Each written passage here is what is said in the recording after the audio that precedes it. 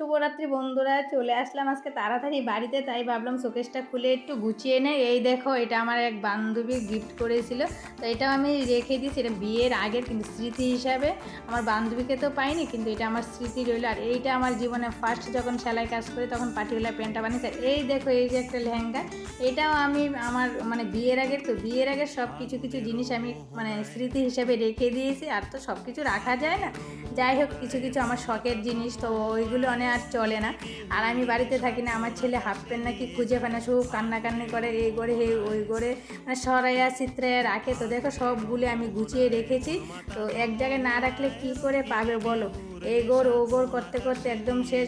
যেহেতু আমি সময় পাই না আর আমি বাড়িতে থাকি না, ওরা এরকমই করে। তো যাই হোক, তোমাদের দাদা ভাইয়ের ওই গেঞ্জিগুলো আমি উপরে রেখেছি, আর মেয়ের যত জামা প্যান্ট আছে চৌকির তলার গামলার মধ্যে রেখে দিয়েছি। আর এগুলো বাদ, এগুলো ফুল প্যান্ট ট্যান্ট কেউ পরবে না, তো বেগে রেখে দিয়েছি, অন্য কাউকে দিয়ে দেবো।